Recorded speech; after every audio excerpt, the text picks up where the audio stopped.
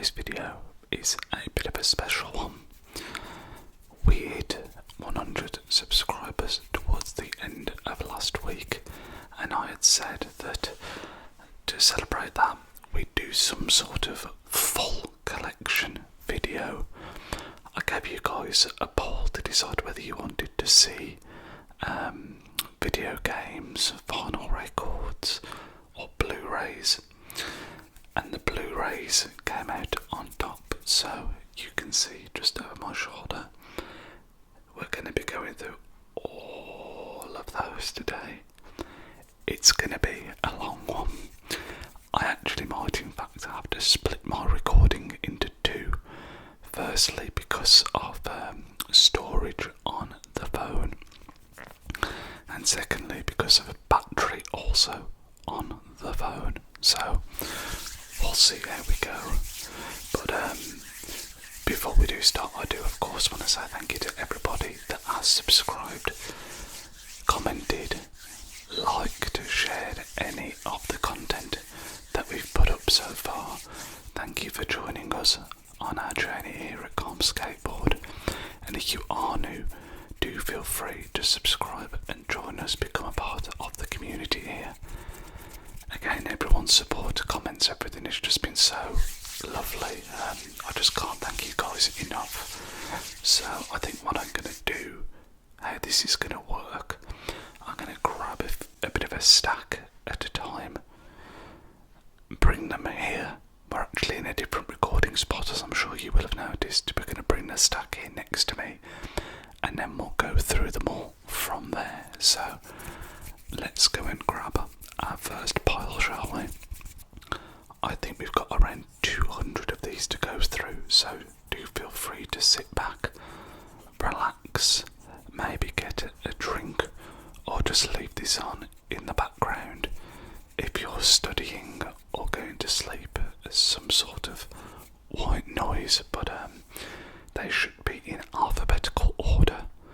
You'll have to let me know if you spot any mistakes. But the first few that we're coming across here are all from the James Bond franchise. So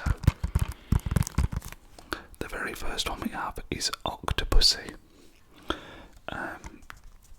Most of these films I pick up at either CEX or charity shops, and I'm slowly trying to get all of the James Bond films. I think there's something really, I don't know, there's a certain charm to these old Bond films that the modern ones just aren't the same. Octopussy, not one of the best ones in my opinion, but yeah, the first film today, Octopussy. The second film, as I say, a few of these now will be James Bonds, is License to Kill. I would say this is a much better Bond film. Also Timothy Dalton, I think. No, I've messed up already. The first one wasn't Timothy Dalton at all, was it? But this is Timothy Dalton. Anyway, License to Kill 007. I like the fact actually that you'll see that a lot of these Blu-rays were kind of all released together, and the covers kind of all match up as well. The next James Bond film we have is GoldenEye. Again, a very, very strong Bond film in my opinion. I think this is probably like, when I think of James Bond, I think of when I was a kid and I think of Pierce Brosnan. This would have been one of the first ones that I actually saw at the time, and obviously it's also synonymous with the video game that came out alongside it. The next one we have is The Living Daylights. This one is Timothy Dalton again. I went on a bit of a binge of rewatching all of these within the last 6 to 8 months, I would say, and this one was actually better than I remembered it being. I mean, as I said before, some of these older James Bond films have very much got like a charm to them, and they're almost just funny with how silly they are. And yeah, this is one of those, but it was better than I remembered it being. We then move into the more modern Bond films with Daniel Craig and Casino Royale. I actually think Daniel Craig is a very underrated James Bond. I think when you look at this trilogy, which, do I have all of them? No, I have 2 of the 3, but it's a very strong trilogy. He's done more than 3, but this particular run where we had Casino Royale, followed by Skyfall and Spectre, I actually thought was a really strong trilogy, and I actually quite enjoyed No Time to Die as well. I saw that at the cinema when that came out, and yeah, like I said, they were a lot more modern than the other Bonds, and obviously they are more modern because they are more modern, but I don't know, they're a lot more. They definitely, when Daniel Craig came in, they definitely took Bond in a different direction. It doesn't have quite the same sense of humour as some of the older ones, I don't think. It doesn't have the same charm. They were a lot more action and a bit more, I don't want to say cheesy, because some of the older ones are also cheesy, but they're very good in their own right, but they're a lot more serious, I would say, as a whole. And that rounds up all the Bond films I have. As I say, I would like to get them all at some point, but it's just seeing them. I try not to pay more than, £3 or £4 when I pick these Blu-rays up usually, so it's finding them, and then finding them not at a silly price as well. The next film we then have is 1917. A very, very, very good film. One of the better war films of the last few years, I would say.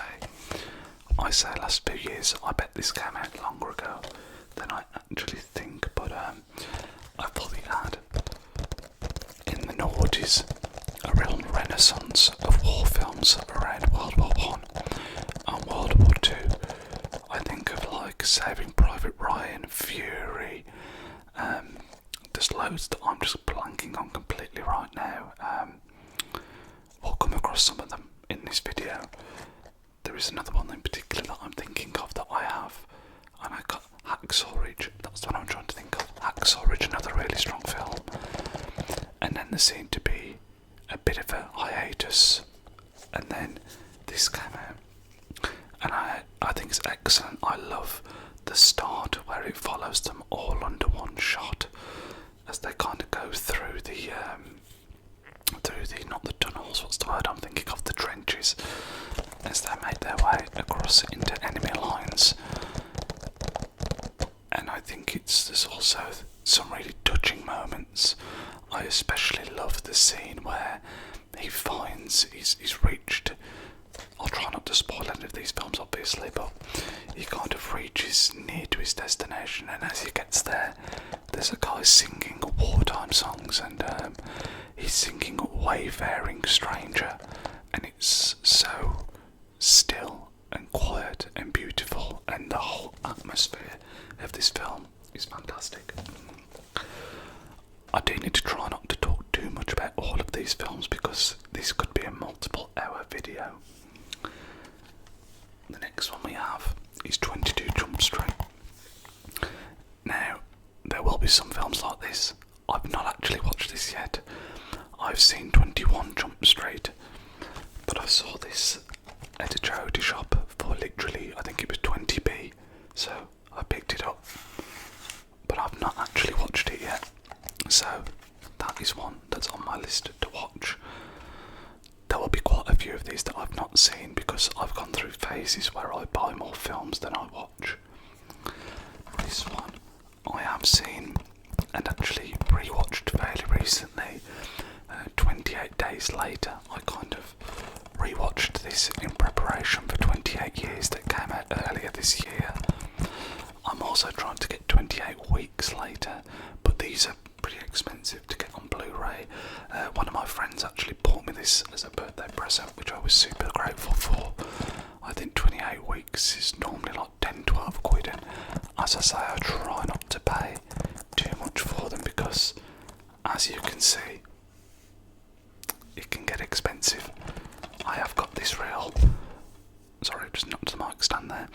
I have got this real bug for collecting that I think I've got from my dad. You know, it's not just Blu-rays, it's vinyls, it's games, there's something about physical media that I love.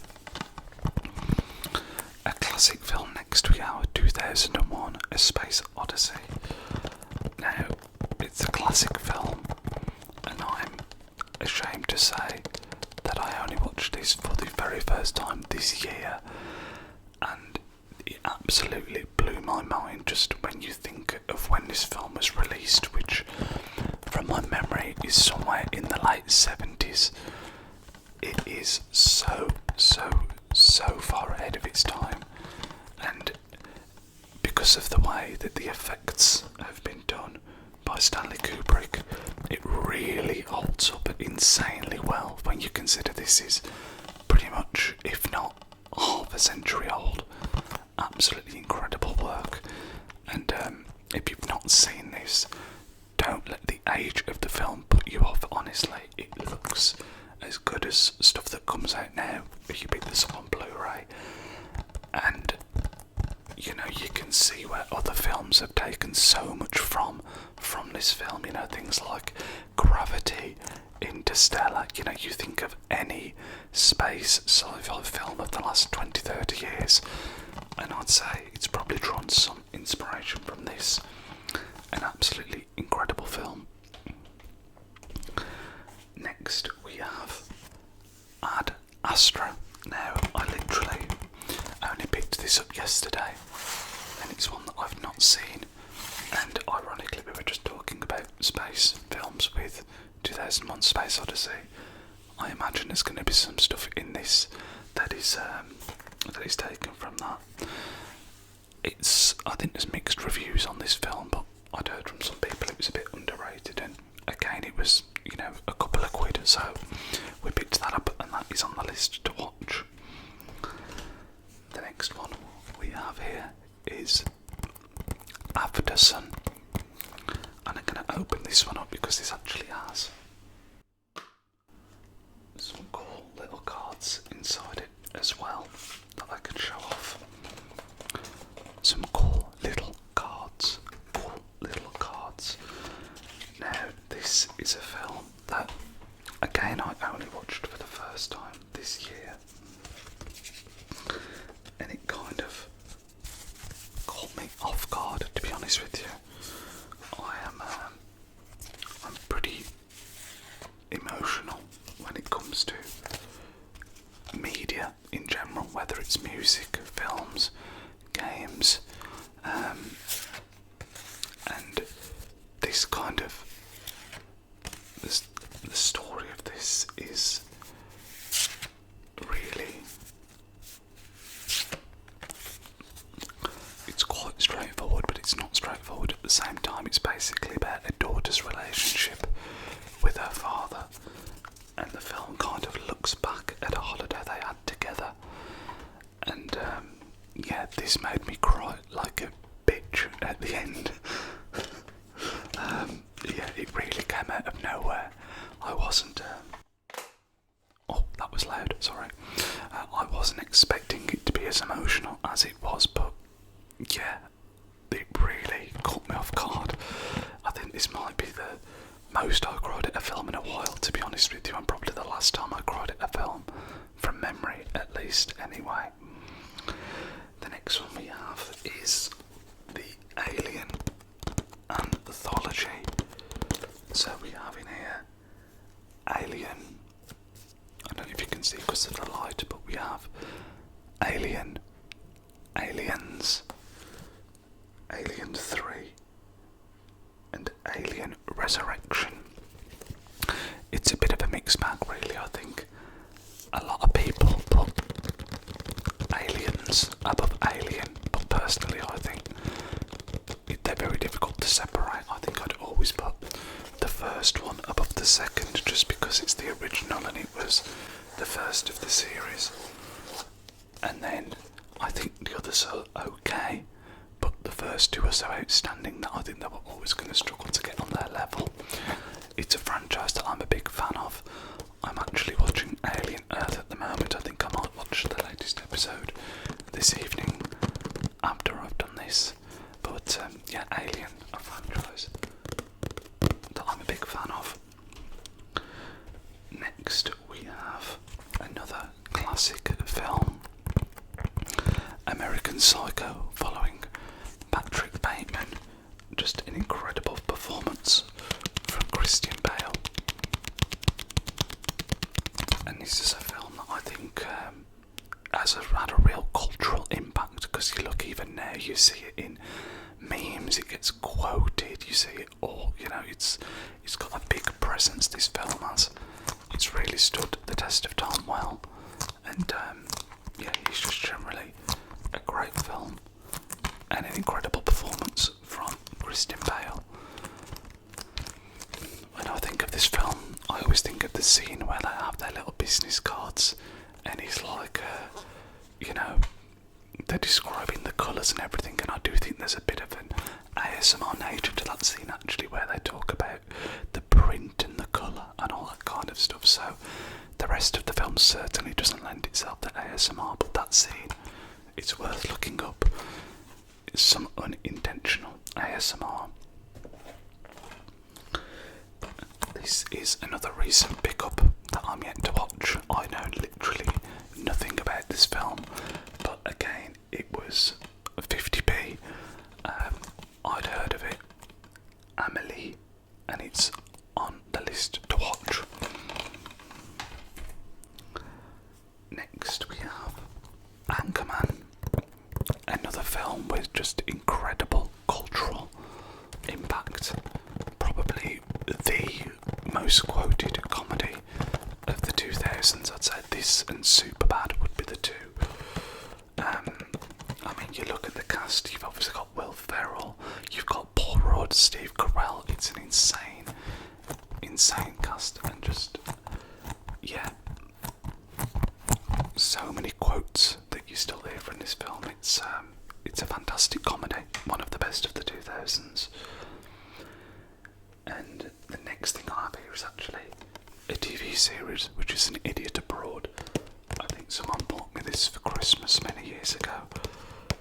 If you're not familiar with this, it follows Carl Pilkington, who in the UK is kind of part of the circle of friends where you have Ricky Gervais, Carl Pilkington and Stephen Merchant. They've got a really funny podcast together, and he essentially goes around looking at all of these visiting all of these famous places, and basically, you know, it's all a joke where he's not impressed by any of them. So yeah, it's a little bit niche, but pretty funny. But that is stack one, and I'm looking at the time, and we've already taken nearly 20 minutes. Lord have mercy on my soul. This is definitely gonna need to be split into 2 recording sessions for me, I think, looking at the time already. But the next film that we have is Anora. This, of course, won the Best Picture last year. Yeah, this also has some cool stuff with it, actually. This isn't one that I was able to get from this isn't one I was able to pick up from a charity shop or anything like that. But I have got this thing where I'm trying to get all the films that have won Best Picture since the year I was born, which was 91. And this was obviously the most recent one. Really enjoyed it when I saw this at the cinema. Mikey Madison is amazing in this, and yeah, just a great film. Did it deserve to win Best Picture? I'm not sure. I think there were better films last year, but it's still a great watch. The next film we have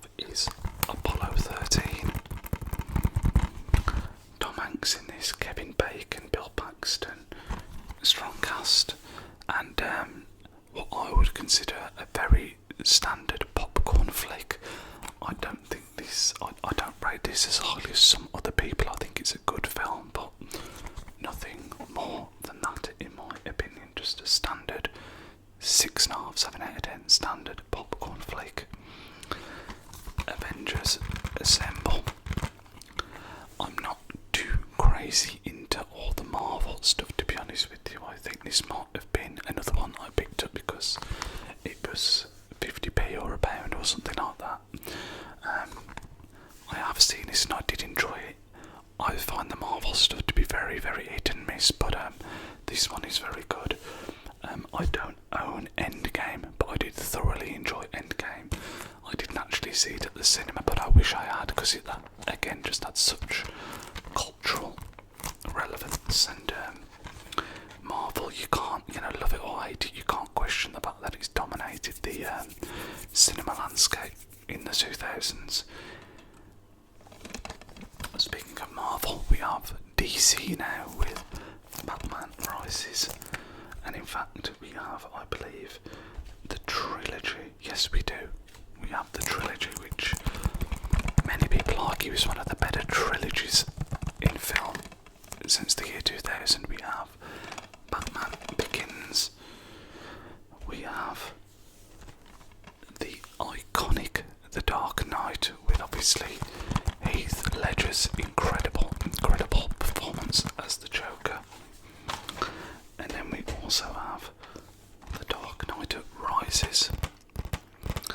It's really interesting actually, because when you go to like the charity shops and places like CEX, you can really tell which films were super popular at the time, because they're the ones that you see all the time. And the Batman stuff, The Dark Knight, you see that all the time. It must have sold incredibly well. Next we have Back to the Future trilogy. Also saying shamefully, I only saw this for the first time this year. Don't ask me how, I'd avoided it for so long. But if you were to ask me, my favourite would be, it's definitely one or two are the best two. I think I might go 2, 1, 3 is my favourite. But yeah, when you consider the amount of praise these films have and how critically acclaimed by pretty much everybody they are, I think it says a lot that I watched these this year for the first time and I wasn't disappointed. Really, really enjoyed them. Great fun films. If somehow like me you haven't seen those, definitely worth a watch. We then have Tom Hanks appearing again, this time in Big. A classic tale of a kid who gets big, and again just a great popcorn flick, easy to watch, proper family fun film. It's the kind of film you stick on a Sunday when it's raining outside and you're going nowhere, and it's just great. Next we have The Big Lebowski. Now this is another fairly recent pickup that I'm yet to watch, but I hear very good things, so I'm very much looking forward to watching this. Next we have one of my favourite films of the noughties, Birdman. I don't think this made my top 10 films that I did recently, but this is one that would definitely have been into consideration. I mentioned at the time that my favourites change all the time, and this is easily a top 20, and it could be a top 10 on any given day. It's just hard to decide, obviously, in the moment, but yeah, a fantastic film.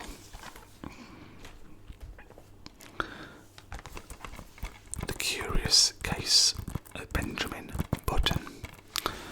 I went to see this at the cinema and really liked it, and then there didn't really seem to be great reviews after the fact, and I was quite surprised. I only picked this up this year, and on a rewatch I also really enjoyed it, so to me it's a bit of an underrated one. I think Brad Pitt is great in this, Kate Blanchett is great in it. It's a long film, which I think is what puts some people off, but yeah, I really, really enjoyed it. It's a great story. Next we have Black Hawk Down. This earlier when I was talking about, there was a renaissance of war films films in the noughties.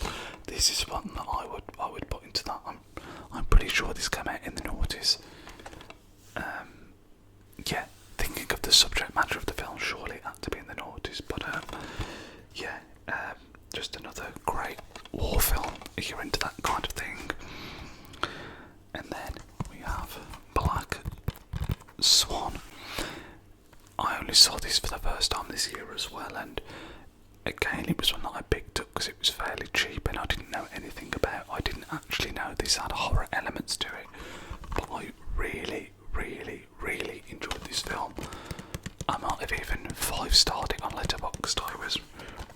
I think it's because I knew nothing about the film, had no expectations and didn't know what to expect going into it, and it really impressed me. Great film, and yeah, it just wasn't at all what I expected. If you're into like, I like a lot of sub-horror, so by that what I mean is not just straight up horror, but like mystery horror, thriller horror, comedy horror, and this is definitely some sort of subgenre of horror that I'd say is kind of like thriller horror, almost drama horror, I don't know, but yeah, fantastic film. The next film we have here is Blade Runner, and following it we have Blade Runner 2049. I might get a bit of stick for this, but I enjoy the more recent one just as much as the original, which is obviously a real classic film.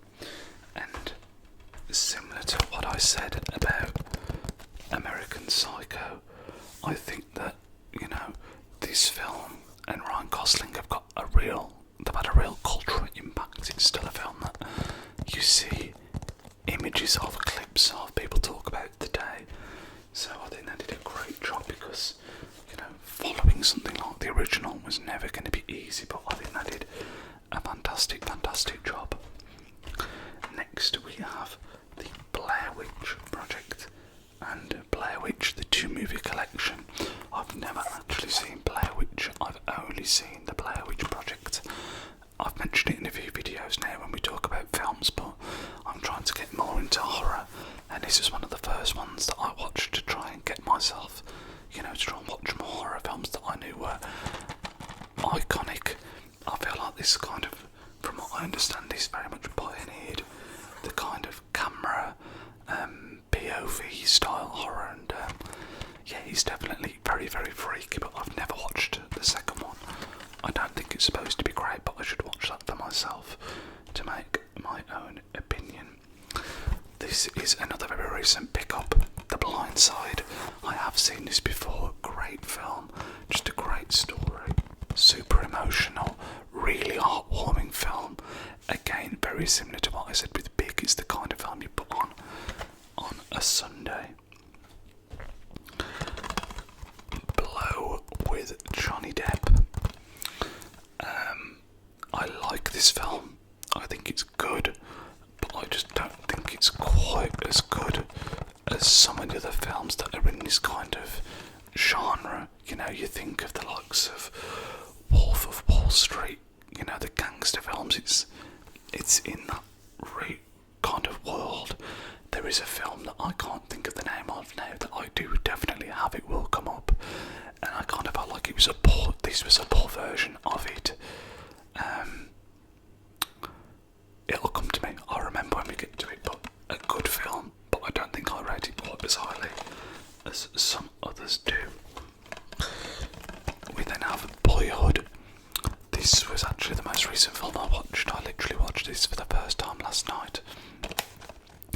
I mentioned in my last video that I watched The Florida Project, which is kind of a slice of life film, which this is also, and a lot of people have kind of recommended this if you like, if you like those kind of films, and I did enjoy it. I thought it was good. It was a bit longer than I would like, but it retained my interest, and I think because of the time period it's set in as well, there was a lot of cultural references that, you know, I very much identified with. Boys in the Hood, another classic film in my opinion. follows the story. You've got Ice Cube, Cuba Pudding Jr. and Lawrence Fishburne. Follows the story of kind of these local, are they gang members? They're not gang members at all, that's what I was about to say. They kind of come across gang members, but they're kind of just guys living in the ghetto of America and, you know, trying to do the right thing, trying to get out of the projects, and obviously it's not as simple as that. Great film, super emotional, great story, another very underrated film in my opinion. We're about to get some more sacrilege, guys, because Braveheart, I don't want to say I've never seen it, because I think I've seen it on TV as a kid, but I've never properly seen it, so it's another one I've picked up to watch. The Cabin in the Woods, a very strong camp horror film. You know, it's a little bit silly, but it does definitely have some pretty spooky elements to it, and yeah, a decent little easy watching horror film, if that is such a thing. Casino, I mentioned Casino briefly before. This genre of film is one that I really like. This long formatted story, especially the gangstery ones like Casino, Goodfellas, Scarface, The Godfather. I love those kind of films, and Casino, one of the stronger ones of that genre. De Niro is excellent, Joe Pesci is excellent, Sharon Stone is excellent. It's a great film. We then have Civil War, which I think was my favourite film of last year that I saw at the cinema. There is a dog outside being very loud, I do apologise. Yeah, this I think I mentioned earlier, I wasn't sure if Anora deserved to win the Best Picture award. I actually think this was my favourite film of the year, as I say. It follows a war photographer, and it's set in kind of a sort of dystopian but not too dissimilar future to the one that we're in now, and they kind of follow the journey into Washington, and yeah, there's several bits of this film that I love when all the action is going on, you get the pictures being taken and kind of freeze you in the moment.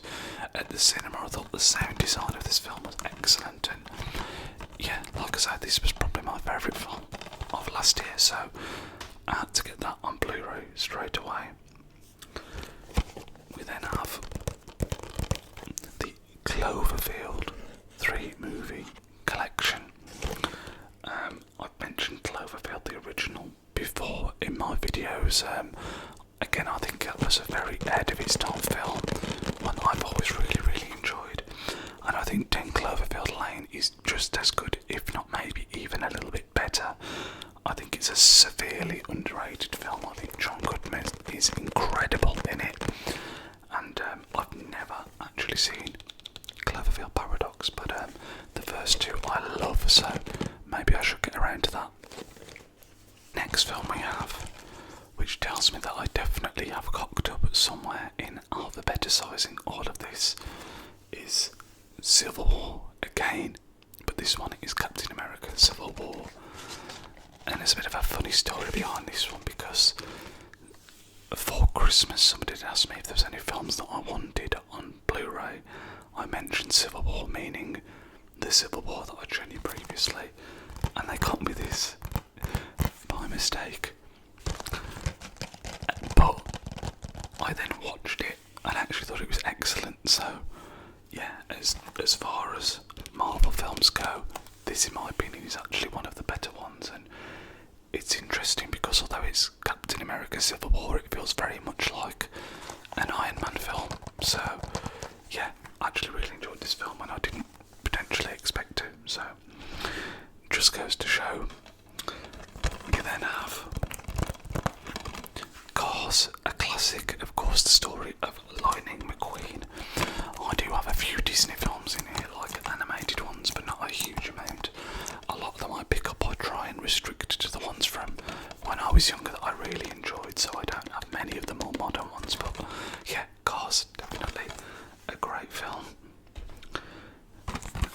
Castaway, an insane performance by Tom Hanks again. I don't want to say this is underrated, but you don't need too much about it saying that. Wilson, you know, there is definitely a cultural relevance there. But yeah, just another fantastic Tom Hanks film. I don't know the answer to this, but I'd love to know the actor or actress that appears the most in my collection. Tom Hanks is definitely one that's in with a shout, and to back that up, we then have Catch Me If You Can. Now this one I do think is underrated. It's a little bit corny, and I don't think it's aged particularly amazingly, but you know, you've got Tom Hanks and DiCaprio going head to head. It's a great film. Next we have Crazy Stupid Love. Now this is one that I picked up literally yesterday as well. I've not seen this, but I actually kind of bought it by accident. It was only, again, it was like 50p I think. But I was thinking of Punch Drunk Love with Adam Sandler, which this definitely isn't. So I mean, it's Steve Carell, Ryan Gosling, it must be alright, but is it a rom-com? Is it a drama? I actually don't know, so that's one to watch at some point. We then have Dallas Buyers Club with Matthew McConaughey. Alright.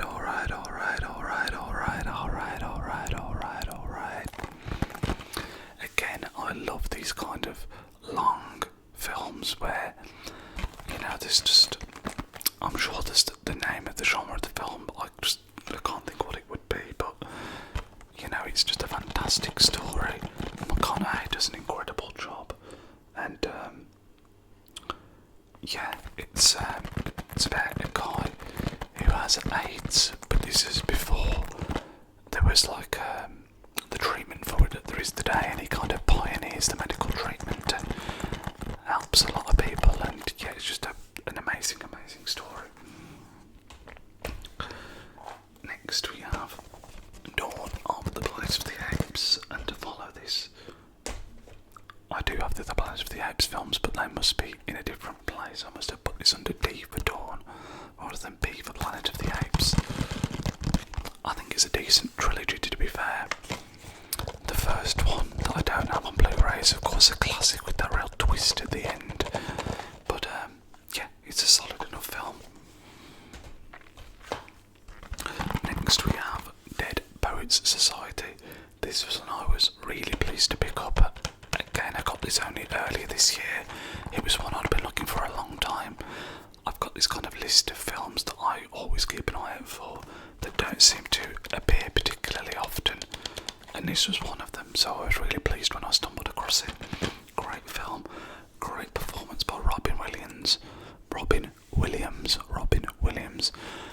Not his best though, we will come across that later, but I'd say it's a close second. The next film we have is The Departed. I kind of mentioned how Tom Hanks could be the actor that appears the most. If it's not him, I would say it would be DiCaprio. Again, you've got an insane cast. You have DiCaprio, Matt Damon, Jack Nicholson, Mark Wahlberg. Twists, turns, incredible story. A 5-star film, in my opinion. Detective Pikachu. Now, I had seen this a few years ago, but I only picked it up on Blu-ray last year, and my memory of this was that it was okay, that it was just a decent film, but upon rewatch I actually thought it was pretty awful. Awful is probably a strong word, but it wasn't quite as good as I remembered it being. District 9, another very underrated film. It makes me want to say prawn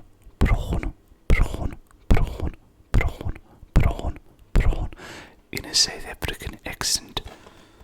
Forgive me, my accents are really, really poor, but yeah, fantastic film. We then have Django Unchained. Another fantastic film with an incredible performance from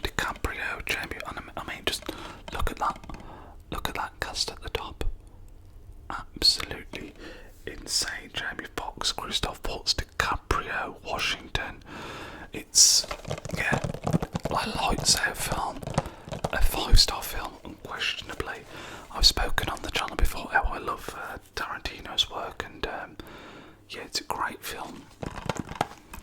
Donnie Darko, this was one that appeared in my top 10. Again, as I said in that video, a very moody film, a very atmospheric film, and one of my comfort films.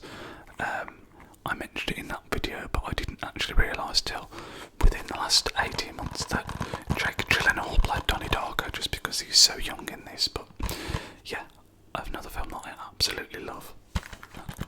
We have a bit of a run now, actually, of some of my favourite films. Just as it happens, we have Drive, which is another one that appeared in my top 10 of all time video.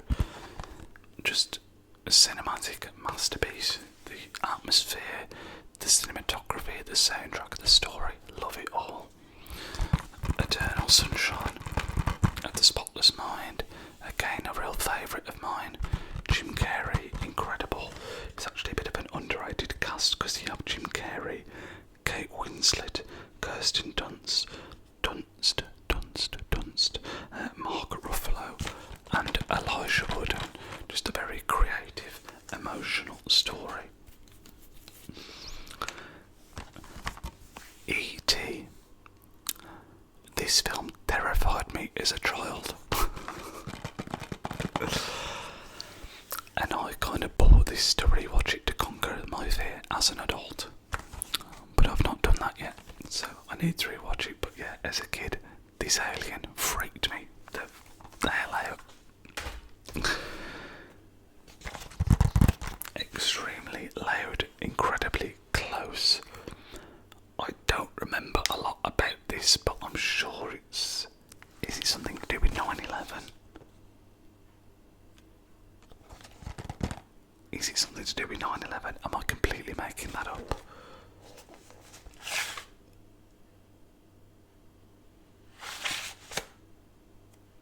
I genuinely can't remember. It's been so long since I've seen this film, so yeah, maybe that means I'm due a rewatch. Oh, I honestly can't remember.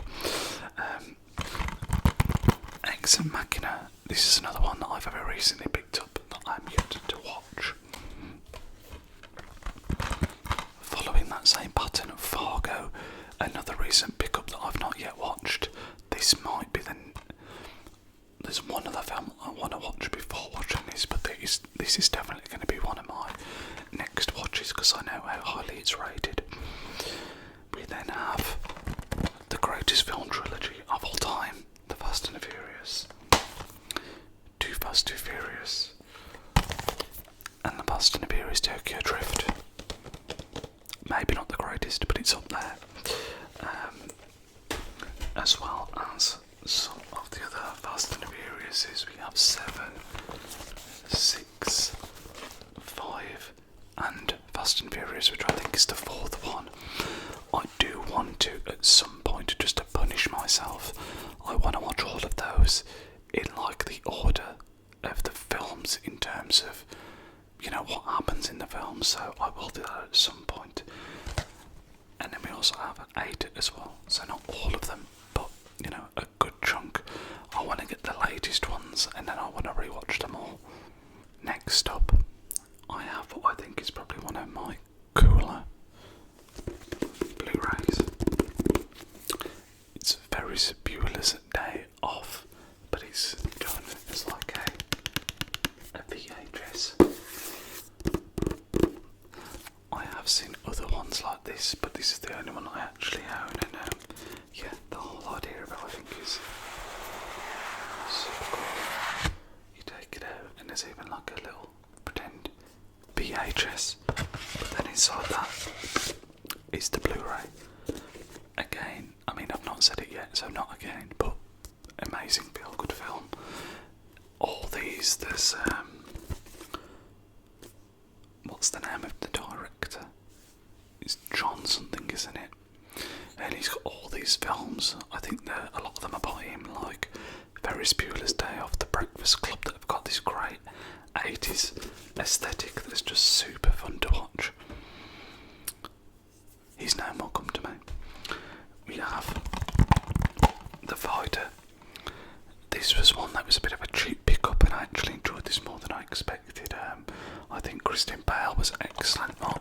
is excellent.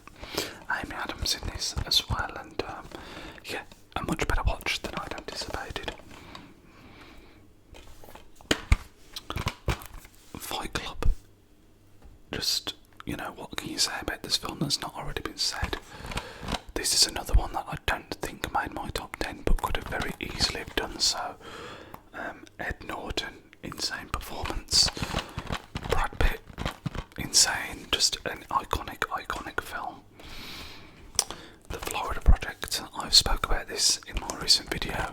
Watched this for the first time last week and really enjoyed it. Boris Gump, another one that appeared in my top 10. Just again, Tom Hanks at his best, incredible story. I think I said it in that video, but what this man goes through is incredible in this film. He lives the life of about 10 people, if not more. The Founder, this is another recent pickup that I'm yet to watch and looking forward to doing so. Fury. This I think is a very underrated war film. I kind of touched upon earlier how I think there was a bit of a renaissance for war films, I should say, in the early noughties, and this has got a great cast as well. You've got Brad Pitt, you've got Shia LaBeouf, you've got... I'm gonna kick myself because there's the actor who I really like, John something all. John.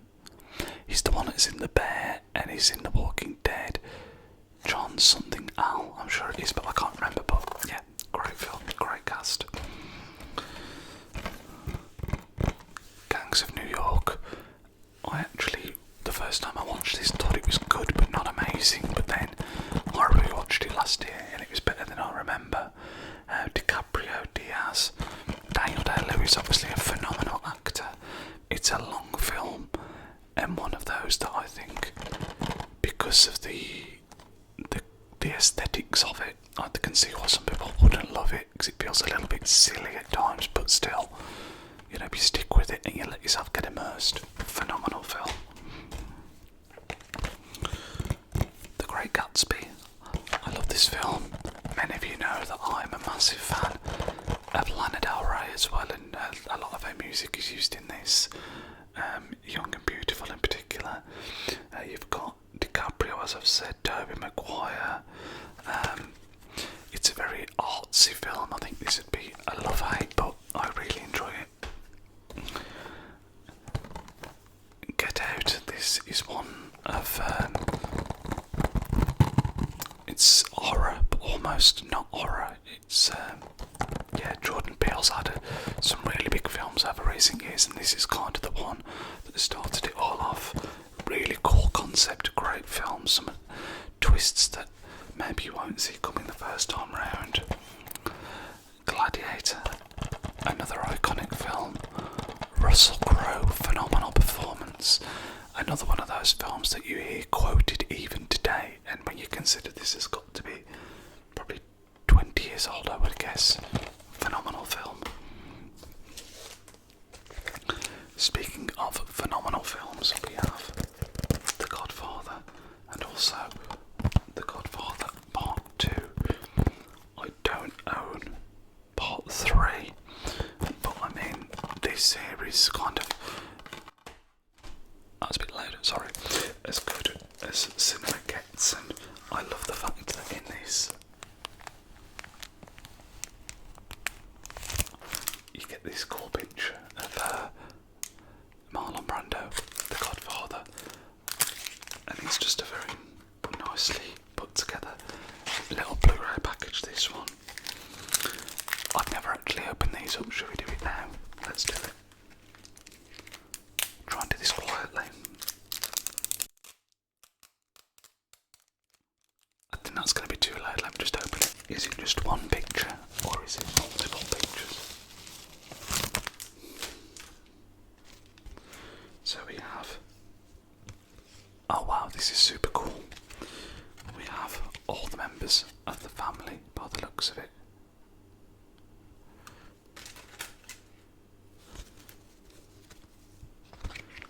These feel super high quality as well. And what do we have on the back? There's nothing on the back really.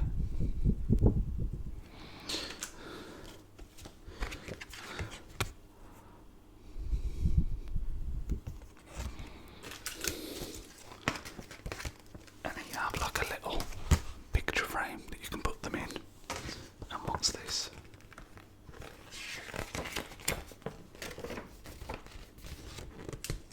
Wow, this is so... Oh, I can't believe I've never opened this up before. We have the family tree as well. Super, super cool. Naturally, following The Godfather 1 and 2, we have another classic of the genre, Goodfellas. Probably my favourite film of these kind of gangster story films, to be fair. Again, super culturally relevant. People still talk about it to this day, and I mean, 1990, this came out. Crazy good film. Good Will Hunting. When I mentioned earlier about Robin Williams, this is what I think is his best performance. Again, just phenomenal from Robin Williams, from Matt Damon. There's also some good cameo. Ben Affleck's in it and does a great job as well. Again, a very quotable film, but a very emotional film, a fantastic story, and yeah, just a great film. Next we have Gone Girl.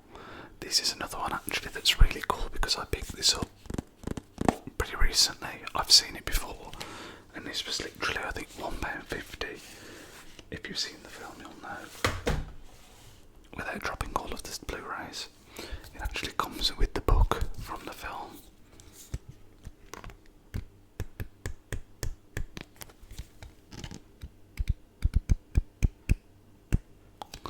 You can see if I open it up. Again, just a really cool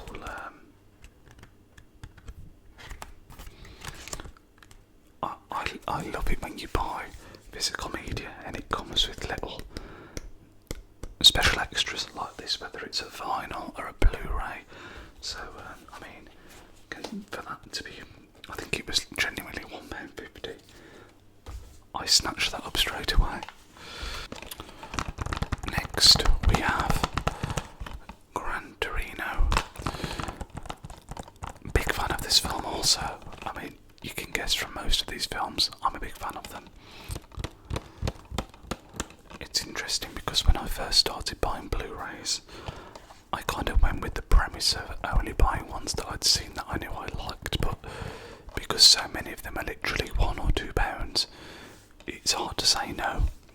But anyway, Gran Torino, a great Clint Eastwood film. I need to watch more of his stuff because I've not seen enough Clint Eastwood films, and I know that some of them are incredibly highly rated. We have next Sandra Bullock starring in Gravity. This was a film where when this came out, there was so much hype about it. Your cover's got a kind of weird effect that maybe you can pick up on the camera. Yeah, there was so much hype around this film, and I thought it was good, but I don't think it was as good as the hype. Didn't live up to the hype, is what I'm trying to say. The Green Book is the next one I have here. Another one I picked up this year I hadn't seen before. Having watched it, I really enjoyed it actually, and the existence of the Green Book just blew my mind really. Crazy to think that, you know, stuff like that was necessary. Not that it's not a problem now, but if you don't know what the Green Book was, it was basically a little book that would show, in America, if you were black at this time, it would show you what establishments you were allowed to go into around certain parts of the country. So if you were planning a trip, you would look at the book and you could then decide, you could see where you'd be welcome to stay and eat and drink, and it's just awful to think that that was even, a thing. But yeah, The Green Book, a very good film. Viggo Mortensen does a really good job in it, and yeah, a really good watch. A bit of an eye-opening watch, to be honest with you. And then Tom Hanks appears yet again, but this time in The Green Mile. Another fantastic Tom Hanks film. I mean, when you look at the catalogue of the stuff that he's been in, there are not many, if any, actors that come even close. The Green Mile, a fantastic film. Apologies if the angle has slightly changed. You may be able to tell as it's now dark outside. This is recording session number 2 of this later in the same day. Now I've just put the first lot and kind of edited it ready, and we're already up to pretty much an hour, and we're not even halfway through yet, so let's get cracking with the next one, which is Guardians of the Galaxy. I think as far as superhero films go, this is a pretty strong one. Great soundtrack, really feel good, decent story, and I'm just a big fan of Chris Pratt in general ever since Parks and Rec, so gotta love that. Hacksaw Ridge, this is one that I did mention earlier. Andrew Garfield does an incredible job in this film. Another really good war film from the 2000s. Again, very emotional and just a bit of a twist on what you'd expect from a war film. Halloween, Halloween, Halloween. This annoyed me because I bought this thinking it was the original Halloween, and it's not. It's like 2018 Halloween, I think. It was okay, but nothing more than that. But I remember at the time, I mean, look at it, you would think it was the original, but no. We then have Hancock, another superhero film. Will Smith. I remember when this came out when I was younger, I really, really enjoyed this film. Upon rewatch, it's not quite as good as I remembered, but still, again, a bit of a twist on the superhero genre, and it's decent, it's okay, it's solid. The Hangover, another fantastic comedy from the early noughties. I think I mentioned in the first part about Anchorman and Superbad. This is right up there with those. Again, super quotable, and it feels like when this was out, when this was out, this time period was a real golden age for comedy films, actually thinking about it. We have The Hateful Eight, another Tarantino masterpiece.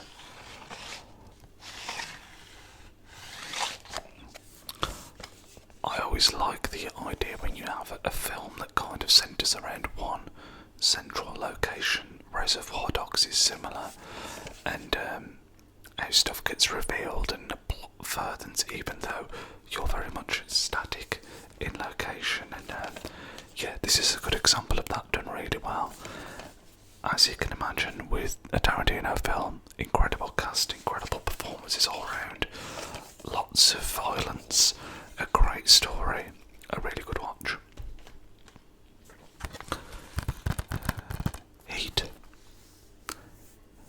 This is really highly rated, and yet I still think it's underrated, because when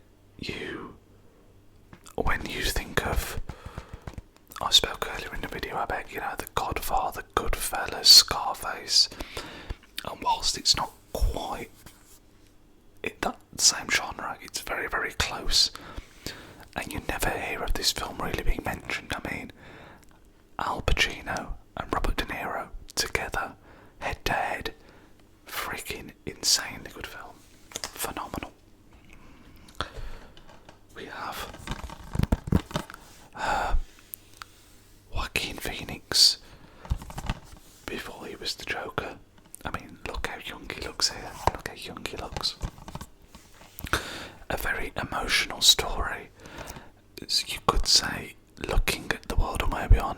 AI also could be seen as more relevant than ever right now. It's basically the story of Joaquin Phoenix's character here, I don't remember his name, and he falls in love with an AI kind of Siri kind of thing. But it's, yeah, very emotional, very, very good film. Hereditary. Since I started to watch horror films, this would probably be one of my favourites. A friend of mine who's really into horror kind of put me onto it when he knew that I was starting to watch horror and said this is one to watch, and yeah, I wasn't disappointed. A couple of incredible jump scares, a real twisted story, and just yeah, if you're into horror and you've not seen Hereditary, definitely worth a watch. The Hurt Locker. This is another film that, I mean, you can see here, winner of Best Film, winner of Best Picture. It was really, really hyped up, and I do think it's a good film, but I don't quite think it's Best Picture worthy, if that makes sense. I think Jeremy Renner's great in this, but Best Picture, I'd need to know what else came out that year really, but yeah, it's a good film, but just not Best Picture, in my opinion. I Am Legend. Really cool film. Another one that I felt like when this came out, you heard so much about it, and you don't hear anything about it now. The dog scene is very, very sad, and I know that a lot of people are upset because it's based on a book, and I don't think it follows the same. I don't think it follows the same story as the book towards the end, but still, I really enjoyed this. You know, seeing an empty New York, something about that was really, really cool. Inception. Another appearance for Leonardo DiCaprio in this video. I mean, does anyone really fully understand this film? It's confusing as hell, but after a couple of watches, you can kind of... I'm going to open it because it feels heavy. I don't know if there's something in here. No, it's just multiple discs. It's 3 discs, that's crazy. Yeah, it's a very confusing concept, and I think as long as, even if you're just following that at the base level, it's still a really interesting film, and the visuals and the Hans Zimmer horns kicking in, all that stuff is just incredible. So a film that I wish I'd seen at the cinema, but I didn't. Independence Day. Again, people are going to shout at me. This is one I've not seen, but picked up for like 50p, so need to watch that at some point. Inglourious Bastards. Another great Tarantino flick. I mean, I think when you think of this film, you think of the Christoph Waltz scene at the start where he's kind of interrogating the milkman and questioning him, and yeah, I mean, that whole scene is amazing. The film is incredible. Christoph Waltz alone is worth watching this film for, but you know, you've still got great performances from Brad Pitt and others as well. Yeah, great film. We then have Interstellar. We spoke about Inception and the Hans Zimmer soundtrack. This is another film, with an incredible sound behind it. The track Cornfield Chase is one that I think people would know the most. I actually own the soundtrack to this on vinyl. It's yeah, an incredible soundtrack. An incredible film as well. The concept of it, the visuals. It's a 5-star film, unquestionably. And it's another one, I've mentioned it with a couple of the films earlier in the video, this still has such cultural relevance. You know, the McConaughey banging on the wall clip that you see all the time. Yeah, great film. We have Iron Man. There was a time when I was really into Iron Man. I've actually got Iron Man 1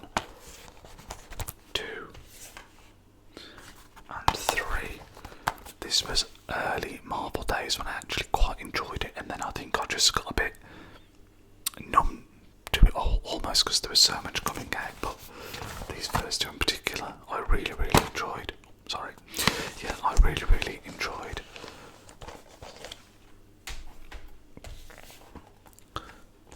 We have It. This was one, again, I only watched within the last 6 months and really enjoyed it. Pretty scary. Skarsgård is a terrifying dude in this film.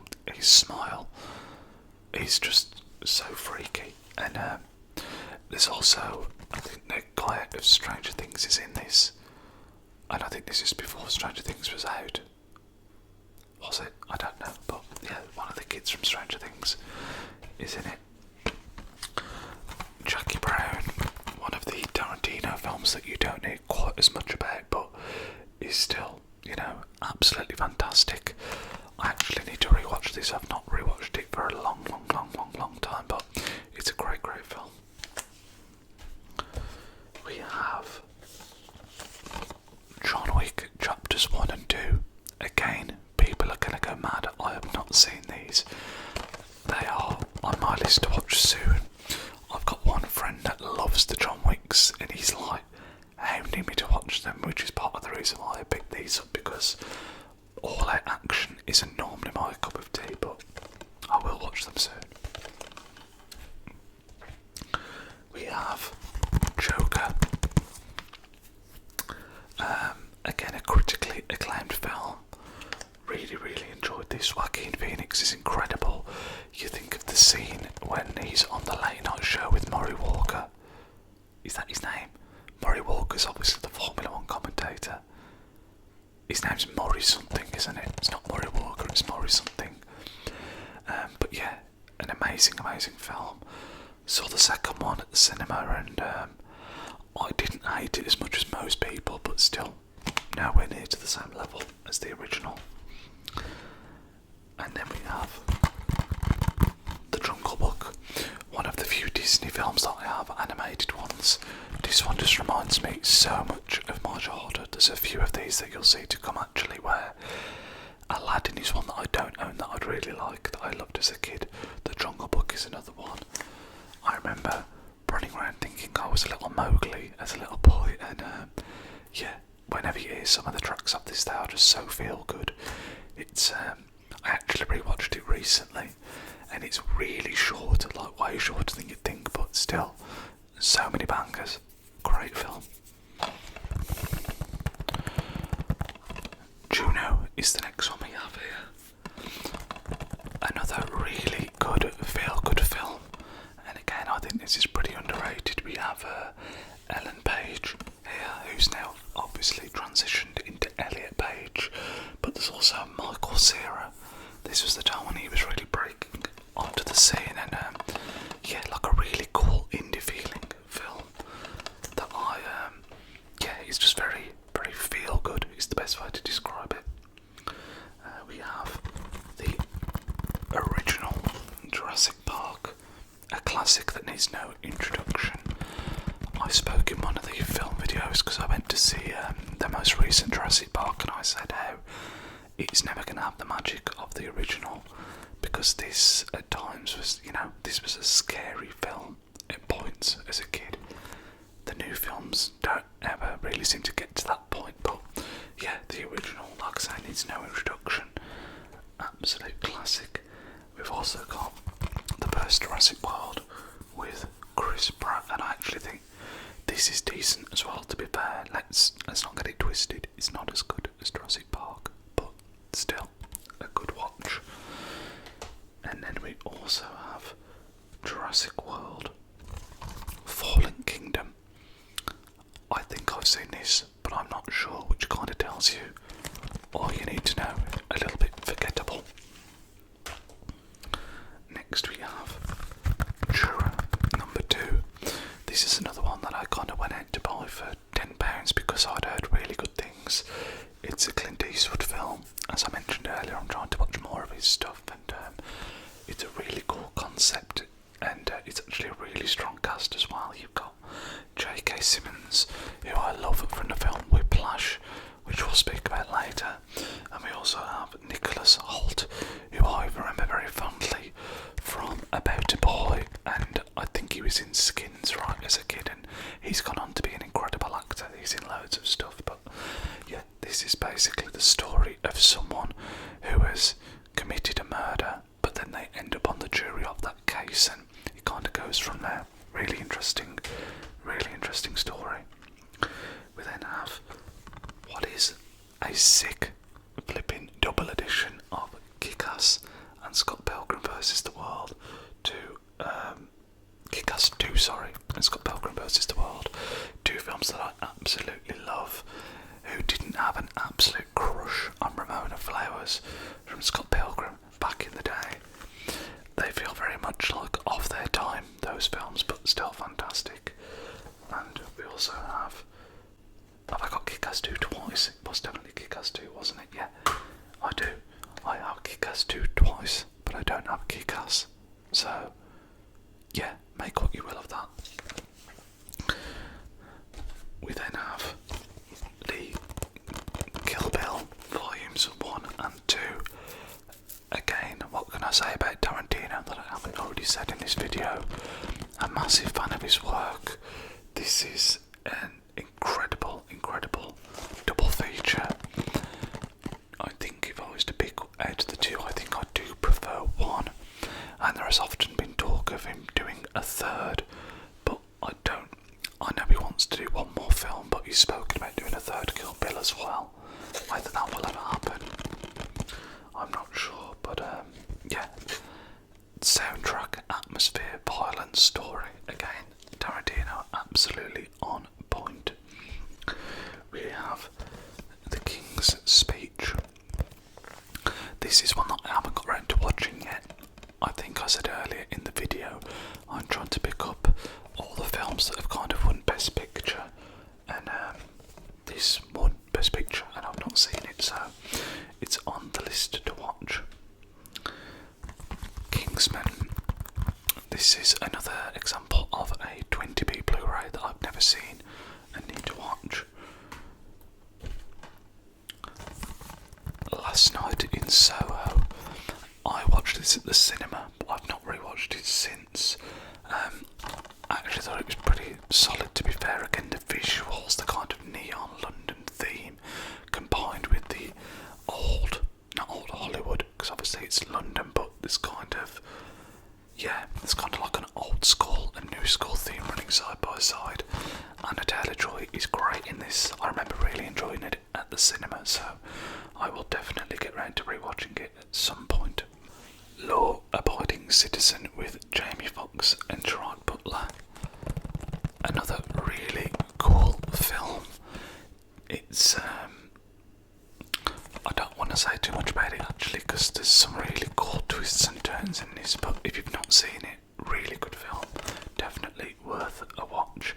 It kind of, what I will say is, it kind of reminds me a little bit of the film Seven in some ways, so think of that kind of film, that kind of vibe. We have Licorice Pizza. This is a film that I saw in the cinema and absolutely loved it. I went out my way to pick this up because I enjoyed it so much, and this, I think I showed a film earlier that had some cards, and this also has some cards as well.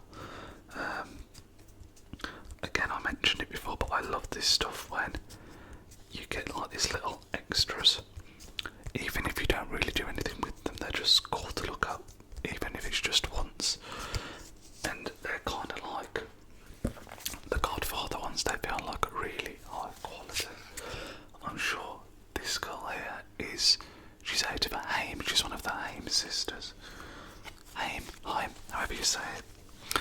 It's very much another slice of life film, but yeah, I absolutely loved this. I mean, the absolute audacity of this little geezer here.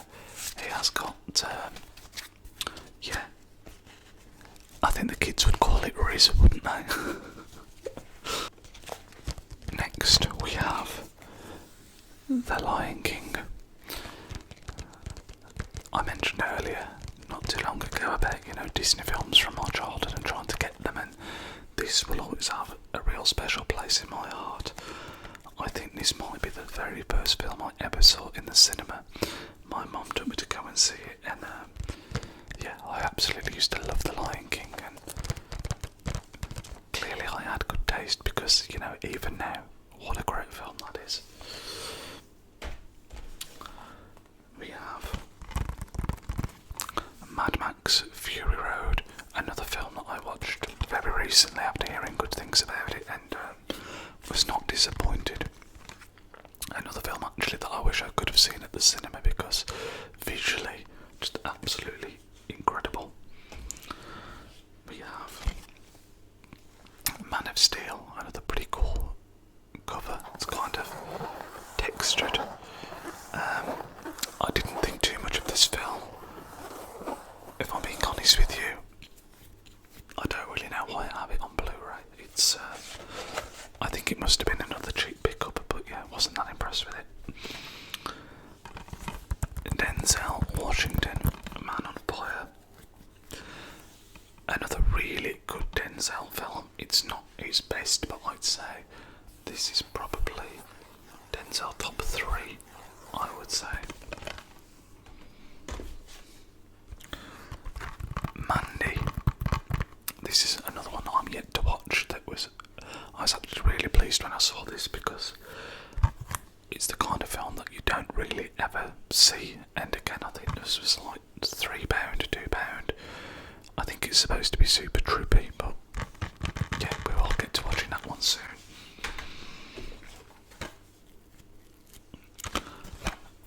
The Martian. Is this Matt Damon's best film? No. But I think it's right up there. Another film that I think definitely takes some inspiration from 2001 Space Odyssey. And yeah, I'm noticing a theme here. Clearly I really like sci-fi space films. Speaking of sci-fi, not space but more action, we have the Matrix trilogy. This was, so I mentioned now I'm trying to get into horror. There's a bit also, in the past there was a really large gap in my viewing library for action films, and I'd never seen this up until last year when one of my colleagues at work said, "Niall, you need to watch The Matrix." And I must say, I wasn't disappointed. Like, the first one I think is great, the second one I think is incredible. The third one kind of falls off a bit, but obviously super cool visuals, great action, really cool films. We then have another film that appeared in my top 10. Moneyball needs no introduction. Brad Pitt, amazing, incredible story, centered around baseball. And another childhood film, Monsters Inc. I actually rewatched this a couple of months ago and it just holds up, man. It's so funny and such a cool idea of a concept of a film, like monsters going in. Again, I'm sure everyone's seen Monsters Inc., but before this came out there's been never anything like it. You know, the idea of the monsters harvesting the screams and all that stuff. It's just an awesome film. We're making progress, guys. We are now past the halfway point, and the next one we have is Mulholland Drive. This is another one that I've not seen, but I've heard so many good things about. Really keen to watch this. This is again going to be one that I watch very, very soon.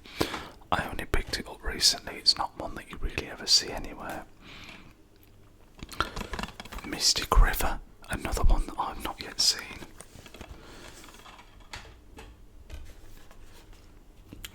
Nightcrawler, however, I've seen many, many times.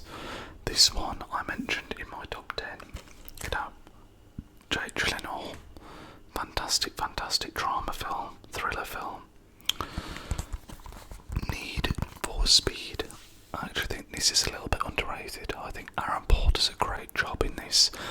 well, obviously not kind of redefining cinema with this, but I think the story's solid enough. There's some really cool racing in it. It's a decent flick. The Nice Guys, this was one I only watched very, very recently. There's actually some stickiness left from where I built the sticker off it. Yeah, I mean, Russell Crowe, Ryan Gosling, really decent flick again.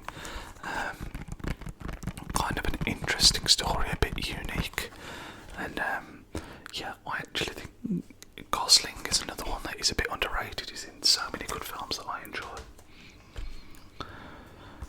No Country for Old Men, another one that needs no introduction. This was in my top 10. I said it in the top 10 video, I'm saying it again. I think this might be my favourite film of all time.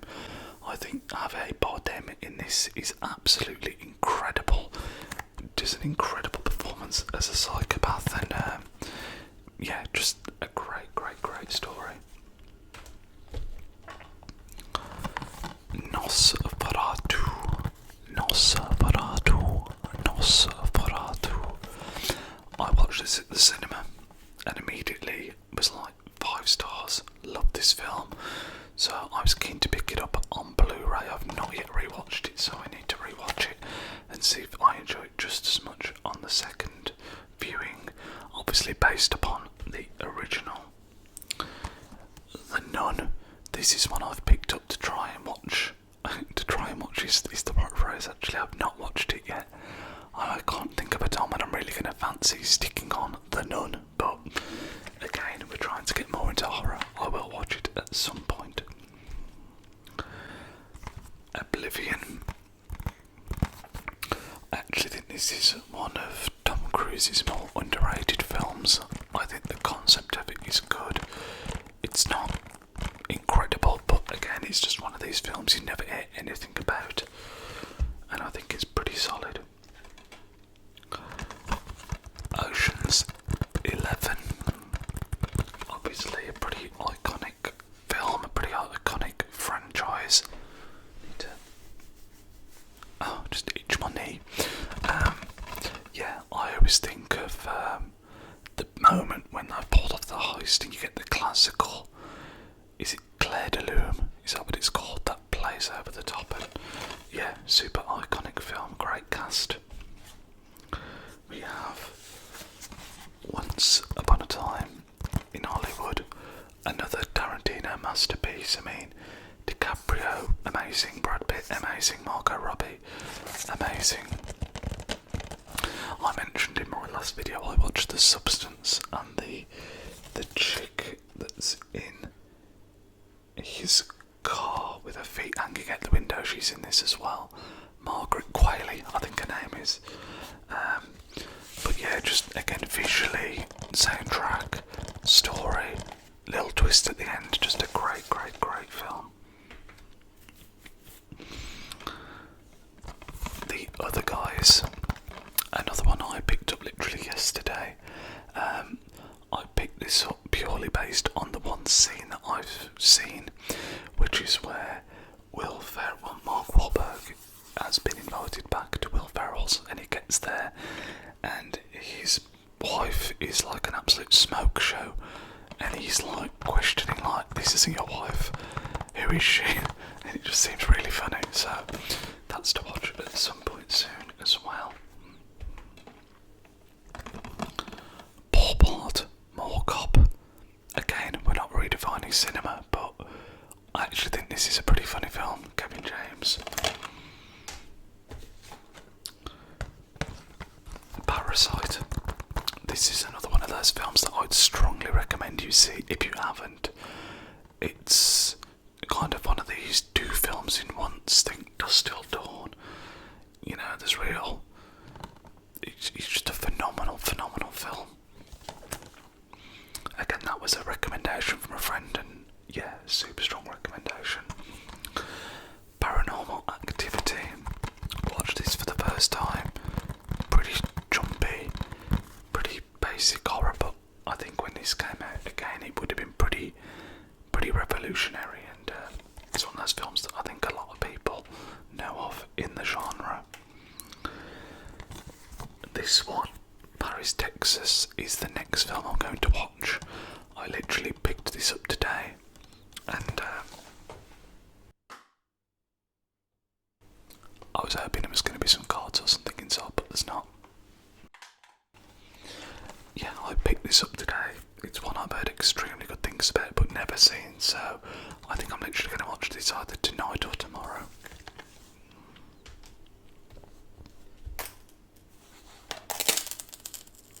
These are stuck together.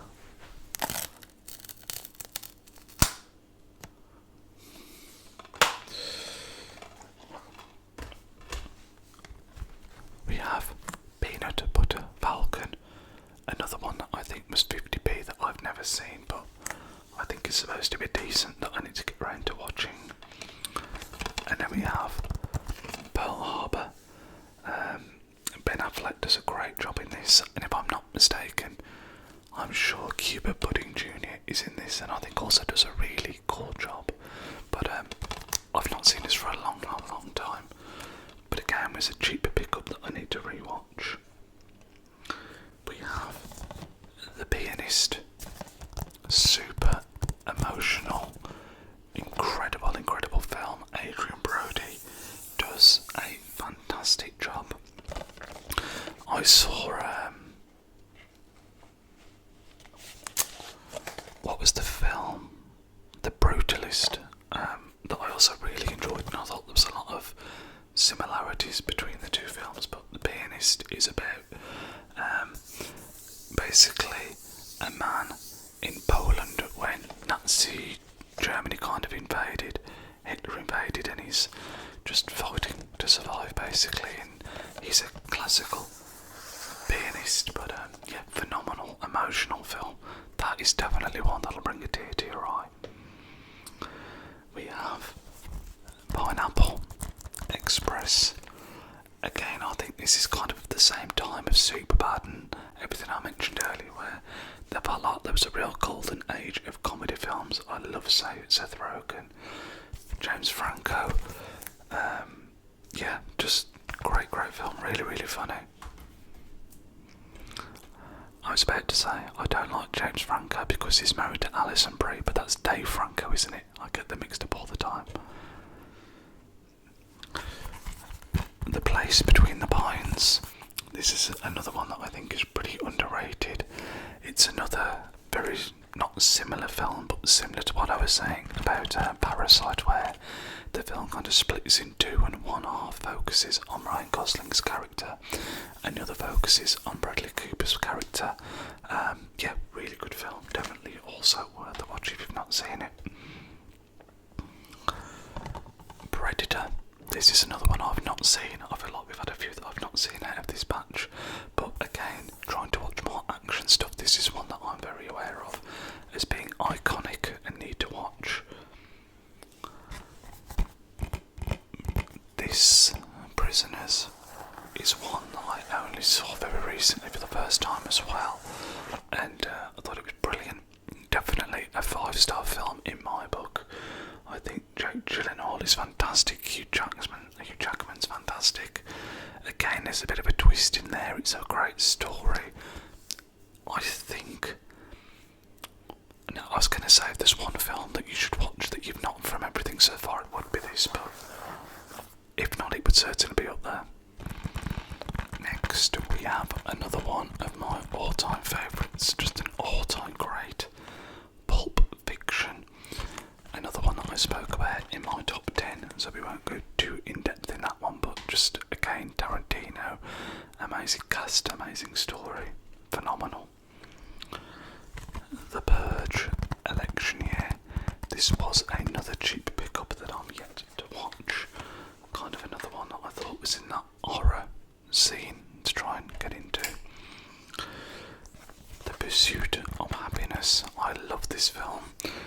I actually think, let's not get carried away here, because Will Smith has been in a lot of good films, but this is right up there. I love the story.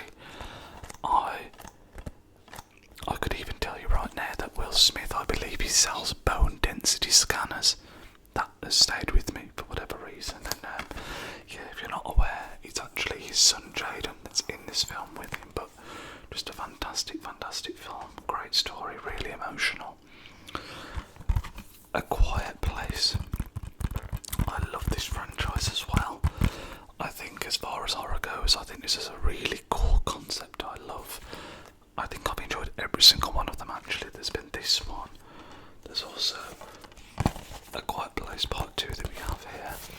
And then I went to the cinema to see the most recent one, which would have been last year now, and really enjoyed that as well. But I just think when you think of horror, it's almost like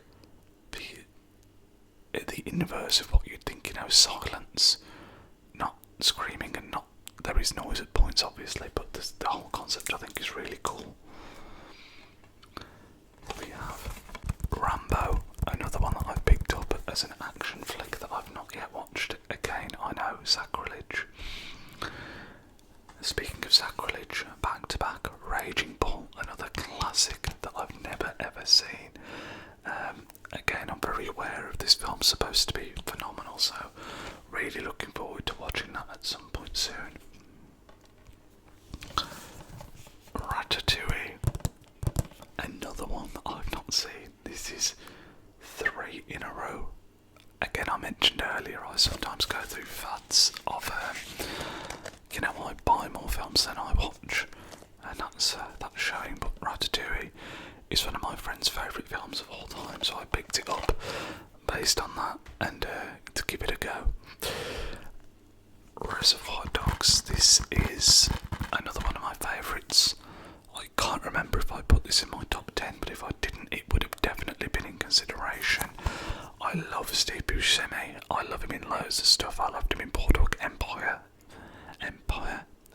If you've not seen that show, definitely worth a watch. And again, just another phenomenal film.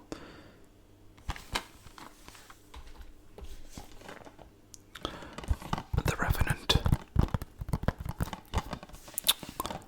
I'm going to say controversially that this is a good film, but it surprises me that this is the one that Leo got the Oscar for, because I think he's been certainly in better films and done better performances than in this, but I can see why he got it, because it's a very unorthodox role that he's playing in this, but even still, it surprises me that that was the film that got it for him. We have Rise of the Planet of the Apes. I think I mentioned earlier that I'm sure I've got all 3 of these, but they're pretty solid, to be fair, the Planet of the Apes films. This I remember specifically picking up for 10 pence, and I've not yet watched it, so I don't hold out high hopes for this, but we will at some point give it a go.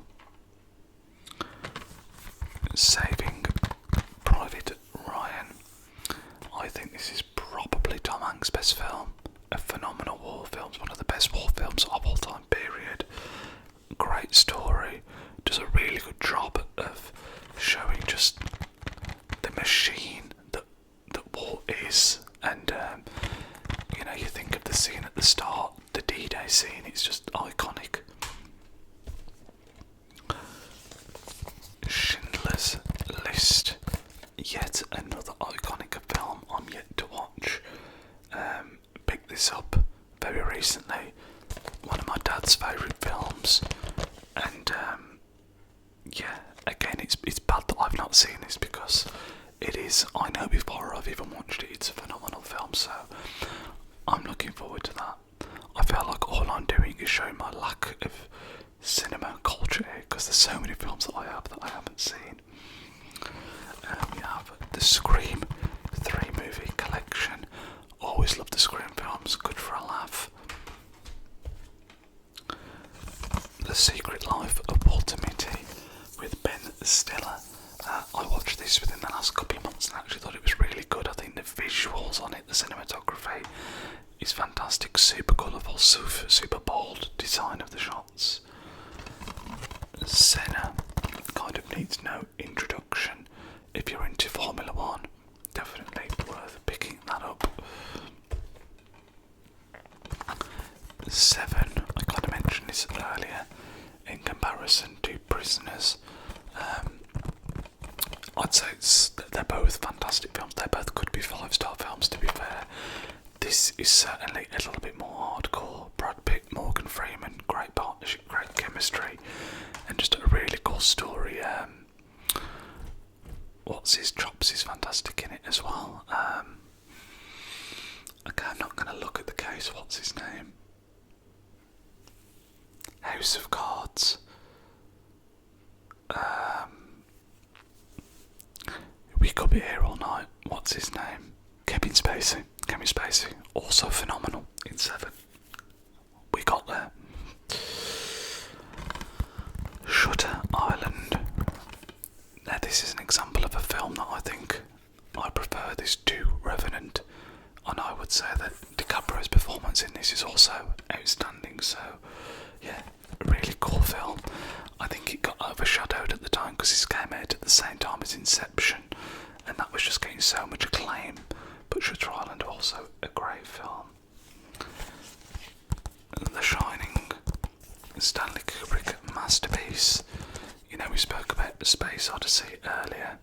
The Shining, visually just as good, but in a different kind of way, and just, you know, it's amazing how many Stephen King books are turned into amazing films, and this is a fantastic adaptation. The actor Bill Murray, phenomenal in this, absolutely phenomenal. We have Sin City. This is a film that I couldn't really tell you what it's about. I've definitely seen it because I can distinctly remember the art style of it all, but I don't remember too much about it, to be honest with you. I remember it being very gritty, but that's about all I could tell you. Sinister, probably one of the scarier films I've got, if not the scariest. This terrified me when I watched this. I'm sure I spoke about it in another video, but the lawnmower scene, I don't think I've ever jumped as much at anything as I did at that. Signs, this is another recent pickup that I've never seen. I know it's M. Night Shyamalan. Shyamalan, that's right, M. Night Shyamalan film. And I'm aware there's some sort of twist, but again, that's one that I need to watch. Silver Linings Playbook, another one that I need to watch. Again, I think this was like 10p. The Silence of the Lambs, iconic film. Anthony Hopkins, sorry, that's terrifying. That's not good for ASMR, but yeah, phenomenal depiction of just a demented man, and another one that could have very easily made my top 10. Next up, we have The Amazing Spider-Man. I think this was another cheap pickup. I'm sure I would have seen this because I do like the Spider-Man films, generally speaking. And is this the Andrew Garfield? Yeah, so this is the Garfield one. I think my Spider-Man would always be Tobey Maguire, but yeah, this was still a good watch.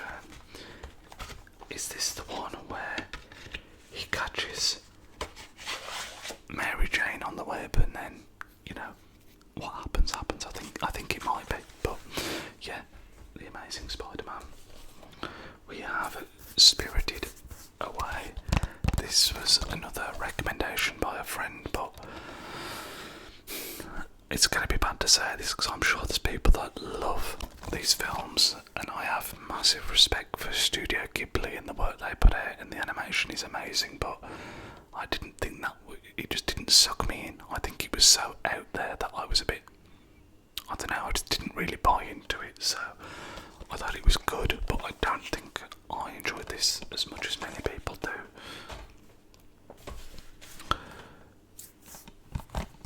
Stand By Me. This is another recent pickup that I've not seen yet.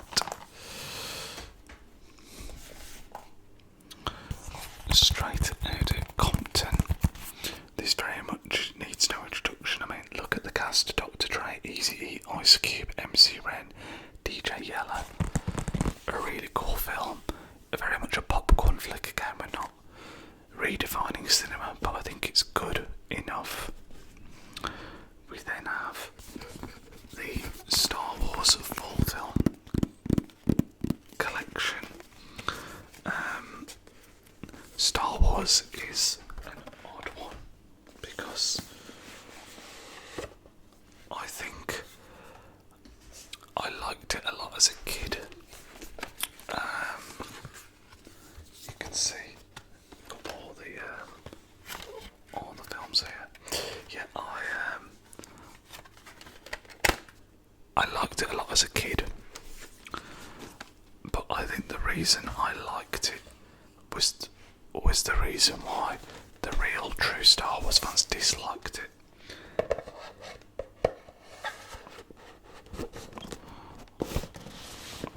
And what I mean by that is that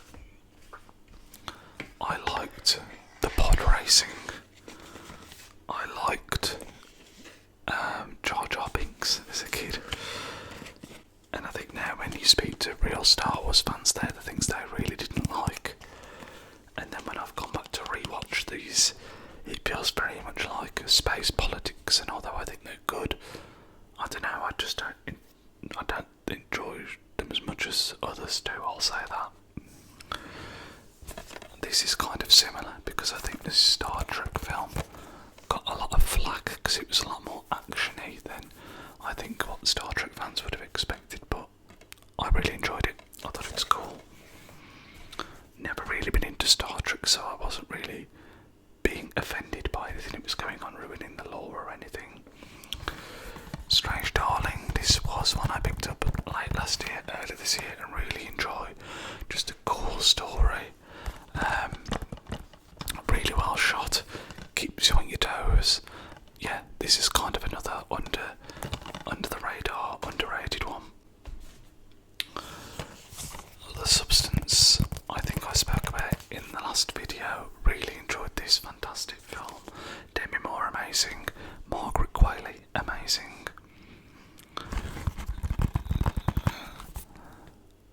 Taken. Again, I've mentioned a couple of times the fact that I've been trying to get more into action stuff as well, and this was one that I hadn't seen, but I have now, and to be fair, as far as action goes, I think it's good. I'm not quite sure how there's a Taken 2 and 3 though, I'll say that. Taxi Driver. Another one of my all-time favourites. This would have definitely appeared in my top 10 video. De Niro as Travis Bickle. Phenomenal depiction. You know, a great character arc. Are you with him? Are you not with him? Has he gone too far? Just a phenomenal picture. Terminator 2, similar to Taken. This was one that I only saw very recently, which is sacrilege, but was fantastic, I must say. I actually have seen Terminator 1. I don't have it on Blu-ray, but I think this is better than Terminator 1. But I think that's the general consensus, if I'm not mistaken.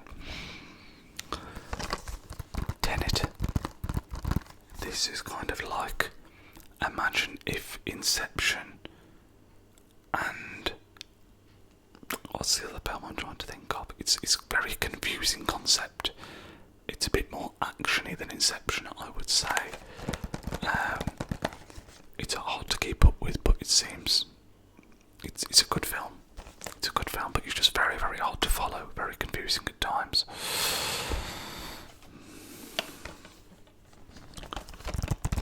Texas Chainsaw. This was one that I picked up thinking it was the original, which it's not, and I've never watched it. The Theory of Everything. I mean, when you look at all the stars on the front, you would think this was, you know, the greatest film of all time. And I think it's good. I think it's okay. I wouldn't really say more than that. I think it's just okay. 3 Billboards Outside Ebbing, Missouri. I was actually super pleased to pick this up on I've seen the film before. I think it's great, and it's not one that you really ever see when you go to like charity shops and see it. And again, this was like £2 or £3. Great pickup, a great film, really cool story. The Thing. This is one that was also covered in the top 10 video. One of my favourite horrors of all time, and what very much sparks my love, I think, of sci-fi horror, things like Alien as well, falling under a similar bracket. I also have The Thing 2 movie box set, which has got the second one in there. Tombstone. This feels like... Is this a Clint Eastwood film? This isn't one that I've seen, but I feel like I might have picked it up because it's a Clint Eastwood film.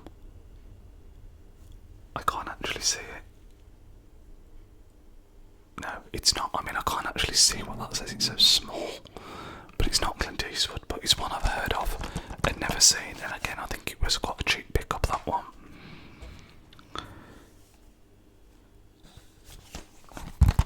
And then we have Tombstones, plural, with Liam Neeson. This was another one from the same place that I got San Andreas, that was 10p. Never seen it. Again, I can't imagine it's going to be amazing. And just like that, guys, we're now on to the last pile. I think this video is going to end up being very close to the 2-hour mark, maybe just over or just under. But to start off, the last pile, we have Total Recall. Really cool cover. I don't know if you can see that, but yeah, super cool cover. Arnold Schwarzenegger. I think this was really when he was in his prime. Some of his best films, you think of Terminator, Total Recall, and the one where he's the nursery teacher. I can't remember, Kindergarten Cop, is that what it's called? They're his best films in my mind. The Predator one, bear in mind, I've not seen yet. Toy Story, again, very much ticks the box of, we've got Toy Story 2 as well, the box of childhood favourites. Who didn't used to love Toy Story? Woody, Buzz, absolutely quality. You might have seen in the background of my normal filming spot, I have a Buzz Lightyear, which is my original one from when I was a kid, kind of on display over my shoulder. Training Day. I was talking earlier about Denzel Washington's best film. Was it Man on Fire? And I think I said it was close, but I think this is probably his best film. Training Day. Really cool story. Ethan Hawke, who randomly seems to be in everything I'm watching at the moment for whatever reason. Trainspotting, another classic of this kind of genre. You think Trainspotting,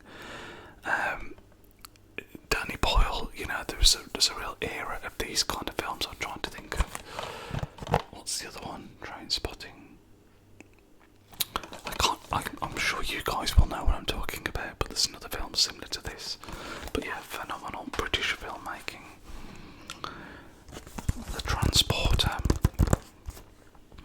This is a film that as a kid I absolutely loved this, and then I rewatched it about a year ago and thought it was absolute dishwater. The special effects were so bad, I just think it's just not aged very well. Let's just leave it at that. Troy is another recent pickup that I've not yet seen, but I'm very excited to watch. Brad Pitt, I'm expecting it to give me proper Gladiator vibes. We have Up, which I think other than Ratatouille, it might be after Ratatouille actually, is probably the most recent Disney Pixar kind of animated film that I have. Amazing story, super emotional. I mean, yeah, it's just a great Disney film.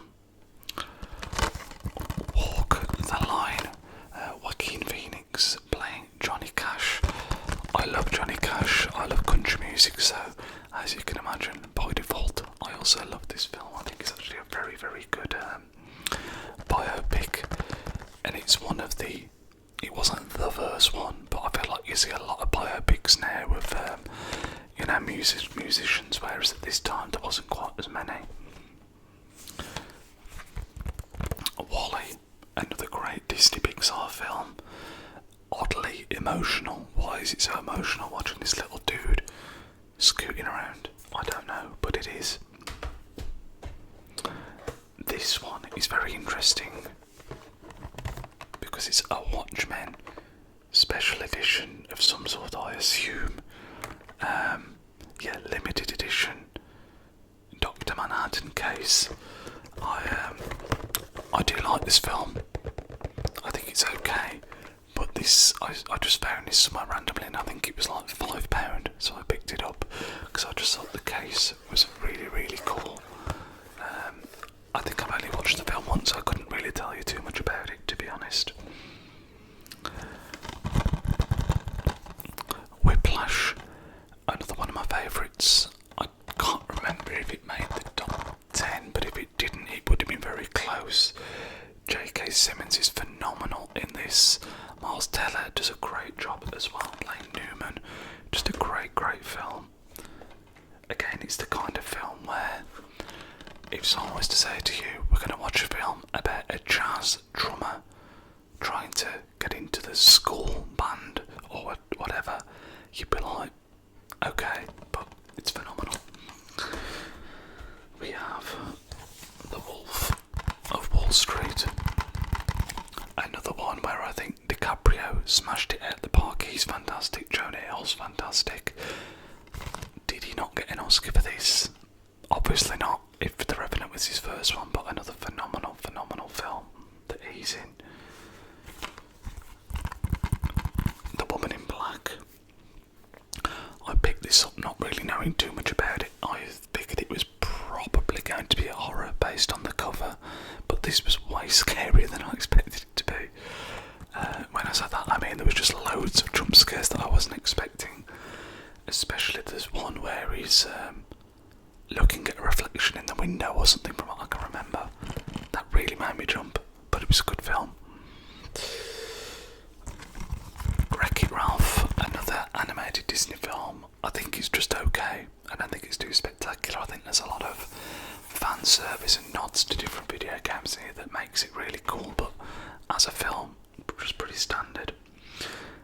And then the last film we have here, which is odd, and I'll tell you why it's odd, is Zombieland.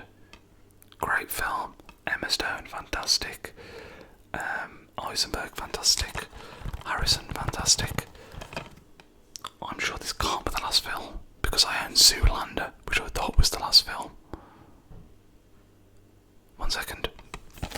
I think I must have had Zoolander on DVD and not Blu-ray. Either that or I'm losing my mind. But anyway guys, as I said, I don't know how long this video has ended up being, but I do hope you've really enjoyed it. Anyone especially that's made it all the way to the end, I appreciate you.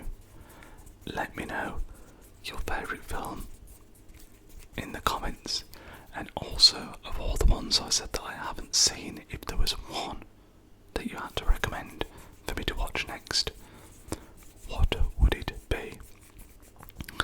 But yeah, thank you again for all your support on the channel. Here is to the next 100 guys.